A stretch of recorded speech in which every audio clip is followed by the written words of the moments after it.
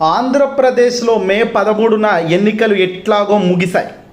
అనేక కొట్లాటలు, అనేక వాదోపవాదనలు, అనేక చిత్రహింసలు ఒక రాజకీయ పార్టీలోకి ప్రవేశించాలని ఇటు కూటమి మళ్ళీ అధికారంలోకి రావాలి, ఎలాగైనా అధికార పీఠం మళ్ళీ సాధించాలి అన్న పట్టుదల కసితో మంచి చేశాను అంటూ ప్రజల్లోకి జగన్. ఇటు ఒకవైపున జగన్, మరోవైపున కూటమి హోరాహోరీగా సాగిన ప్రచారాలు, బ్రహ్మాండంగా సాగిన దేశం మొత్తం కూడా ఏపీ వైపు చూసేలా క్యాంపెయినింగ్ జరిగింది. కానీ ఇప్పుడు ఫలితాలన్నీ కూడా దాగి ఉన్నాయి ఈవీఎంలలో. ఎవరు గెలుస్తారు, ఎవరు ఓడిపోతారు, అల్టిమేట్గా గెలుపోవటములు అన్నది పెద్దగా ఇంపాక్ట్ చేస్తుందా అంటే డెఫినెట్గా మరో 5 ఏళ్ళు అయితే ప్రతిపక్షంలో ఉండాలి ఓడిపోయిన వాళ్ళు. మరి ఇక్కడ అసలు ట్విస్ట్ ఉంది. మంచి చేసిన జగన్ గెలుస్తాడా? ఏ మంచి చేయకపోయినా చివరిగా ఎన్నికలకు రాగానే జతకట్టిన ఒక వ్యక్తులు గెలుస్తారా? కూటమి వ్యక్తులు. ఇక్కడే అందరి ప్రశ్న చాలా చాలా డిఫరెంట్ యాంగిల్లో. ఒకరేమో జగన్ గెలుస్తాడు అని చాలామంది అంటున్నారు, కొందరేమో కూటమికే ఎక్కువ ముగ్గురు గెలిచారు కదా కదా. నువ్వెవరికి వేసావు ఓటు అన్నది, ఒక సామాన్యుడు ఓటు ఎవరికి వేశాడు అన్నది ఇప్పుడు రేపు జూన్ 4న ఫలితాలు రాగానే బయటపడే అంశం. ఒకసారి చూద్దాం. అనేక సర్వేలు వస్తున్న నేపథ్యంలో ఇక్కడ ఆంధ్రప్రదేశ్ ఓవరాల్ సర్వే రిపోర్ట్ అని ఒకటి సోషల్ మీడియాలో చక్కర్లు కొడుతుంది. చాలా దగ్గరగా ఉన్న సంబంధాల్లో కనబడుతుంది. తద్వారా మీ ముందుకు తెచ్చే ప్రయత్నం చేస్తాము. ఒకసారి చెప్తాము. 175 నియోజకవర్గాలకు గాను 175లో ఎవరెవరు ఏ పార్టీ ఎక్కడెక్కడ గెలవబోతుంది అనేది మాత్రం ఒకసారి మీకు ఆ డాటా మీ ముందుకు తెచ్చే ప్రయత్నం చేస్తాను. చూడండి, మీ అభిప్రాయాన్ని కూడా చెప్పండి. జూన్ 4న అందరూ సిద్ధంగానైతే ఉన్నారు కదా అని చాలామంది అయితే సిద్ధమే అంటున్నారు జూన్ 4కు. మరి ఓ రకంగా అధికార పార్టీ వర్సెస్ ప్రతిపక్షం మధ్య జరుగుతున్న ఈ యుద్ధ పోరు చివరిగా గెలిచేది ఎవరు, ఓడేది ఎవరు, గెలిచిన తర్వాత పార్టీల పరిస్థితి ఏంది, లాస్ట్కు మాట్లాడుకుందాం. ఒకసారి ఈ చక్కచక్క ఈ డీటెయిల్స్ ఒకసారి చెప్తాను, మీరు చూడండి. ముందుగా ఆంధ్రప్రదేశ్లో శ్రీకాకుళం జిల్లా పూర్తిగా 10 సీట్లు ఉన్నాయి నియోజకవర్గాలు శ్రీకాకుళంలో. ఇక్కడ శ్రీకాకుళం 10లో వైసీపీ 5 గెలవబోతుంది, కూటమి 4 గెలవబోతుంది. టైట్ ఫైట్ ఒకటిగా ఉంది. ముందుగా ఇచ్చాపురంలో టీడీపీ, పలాసలో వైసీపీ, టెక్కిలిలో TDP, Pathapatnam YCP, Srikakulam tough fight, Amadalavalasa TDP, Etcherla YCP, Narasannapeta YCP, Rajam SC YCP, Rajam SC TDP కూటమి, పాలకొండు ఎస్టీ వైసీపీ. పూర్తిగా 10 వైసీపీ గెలవబోతుందా అంటే లేదు, కేవలం 5 అని ఈ డాటా చెబుతుంది. ఆంధ్రప్రదేశ్ ఓవరాల్ సర్వే రిపోర్ట్ ఇది మొత్తం కూడా. పూర్తిగా చూడండి, చూశాక మీ అభిప్రాయం చెప్పండి. విజయనగరం జిల్లాలో మొత్తం 9 ఉన్నాయి. 9లో వైసీపీ ఎన్ని గెలవబోతుందంటే 7 గెలవబోతుందంట. కురుపంలో వైసీపీ గెలుస్తుందట. పార్వతీపురంలో వైసీపీ అట. సాలూరులో వైసీపీ.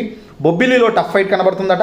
చీపురుపల్లిలో వైసీపీ, గజపతి నగరంలో YCP, Nellimarla YCP, Vizianagaram YCP, శృంగవరపుకోటలో టఫ్ ఫైట్, చాలా టఫ్ ఫైట్ ఉన్న ప్రదేశం శృంగవరపుకోట. టోటల్గా విజయనగరంలో సీట్లు మొత్తం 9, అందులో వైసీపీ 7 గెలవబోతుంది. టఫ్ ఫైట్ 2గా కనబడుతుంది.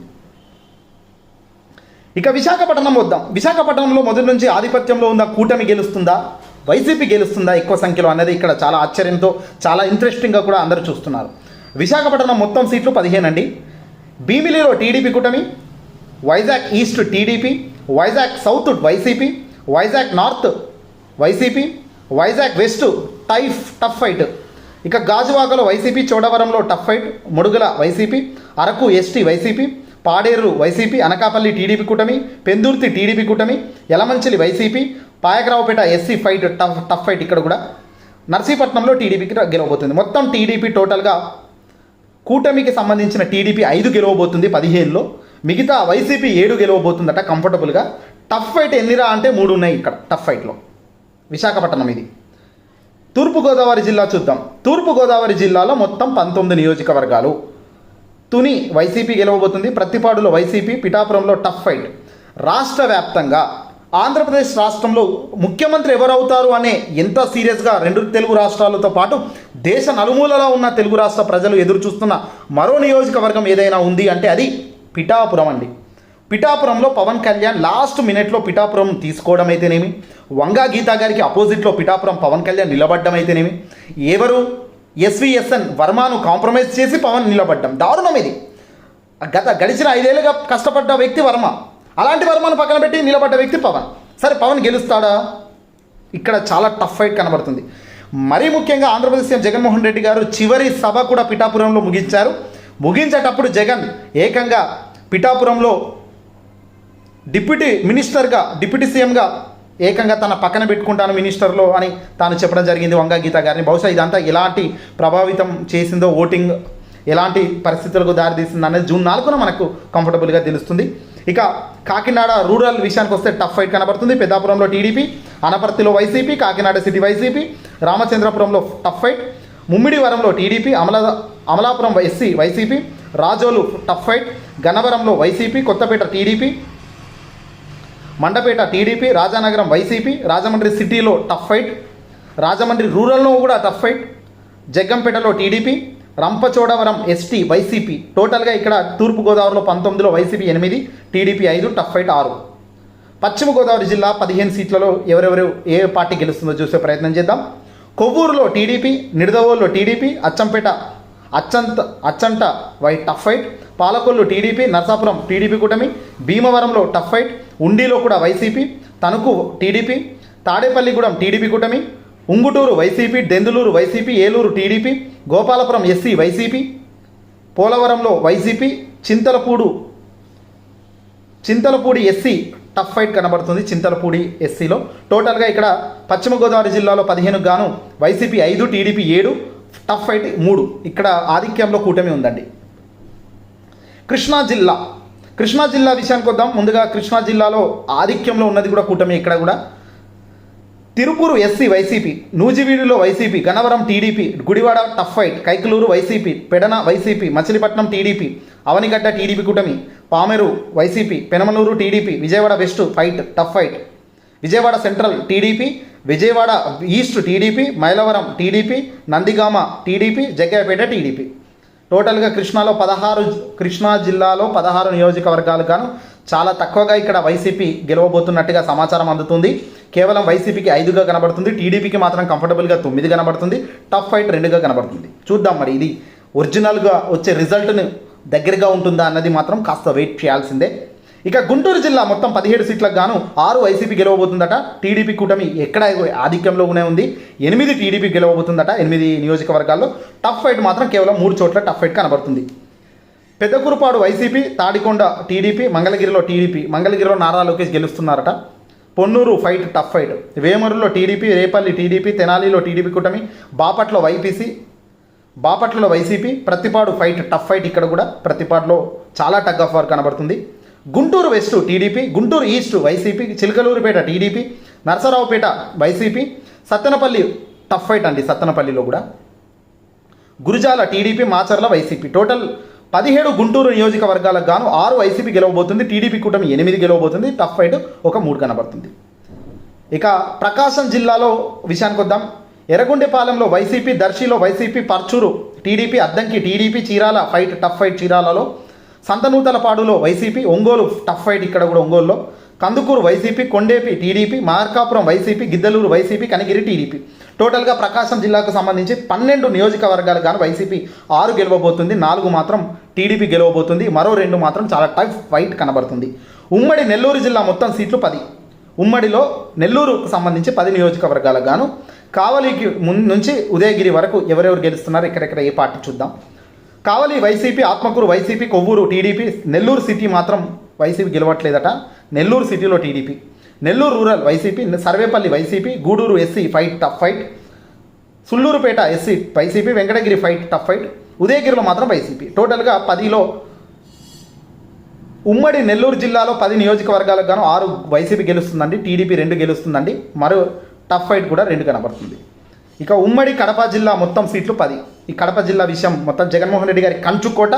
ఆనాడు వైఎస్ రాజశేఖర రెడ్డి గారికి అయినా జగన్మోహన్ రెడ్డి గారి కుటుంబానికైనా కడప కానీ ఈ కడపకు సంబంధించిన నియోజకవర్గాల మీద పూర్తిగా 100కు 100% పట్టున్న నియోజకవర్గాలు ఇవే అని చెప్పవచ్చు.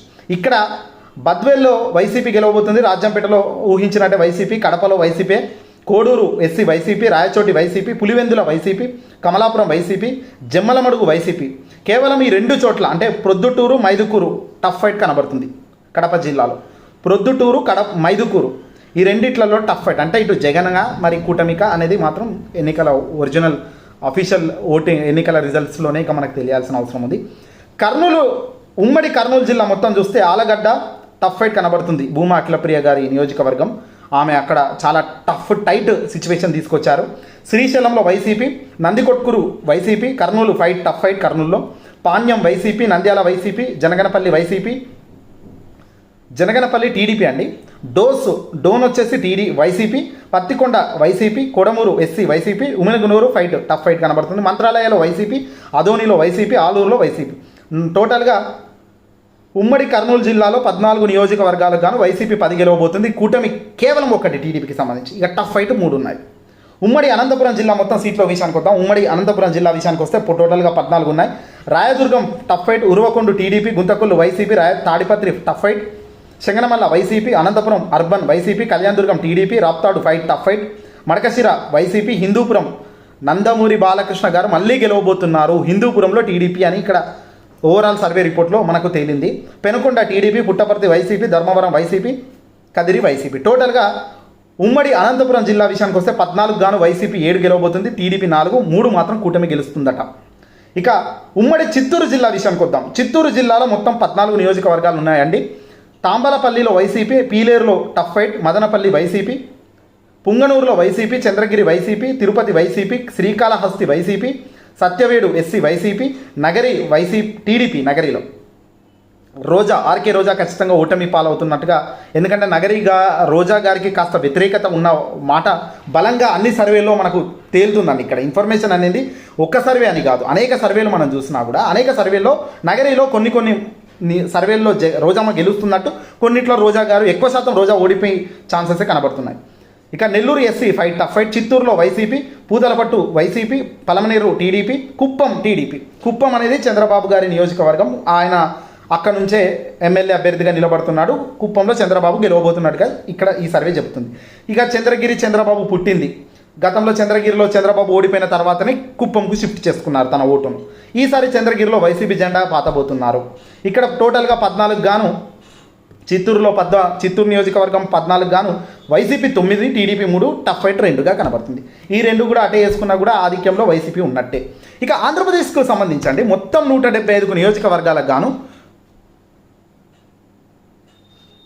మొత్తం నియోజకవర్గాలు 175. ఈ 175 గాను 89 కంఫర్టబుల్గా గెలిచే ఛాన్సెస్ కనబడుతున్నాయి. 52 కూటమికి గెలిచే ఛాన్సెస్ కనబడుతున్నాయట. టఫ్ ఫైట్ 34 కనబడుతున్నాయండి. టఫ్ ఫైట్ 34 అనేది ఇటు వైసీపీకి పడ్డా కూడా అక్కడ ప్లేసే, పడకపోయినా అక్కడికే కంఫర్టబుల్గా జగన్మోహన్ రెడ్డి గారు అధికారంలోకి రాబోతారు.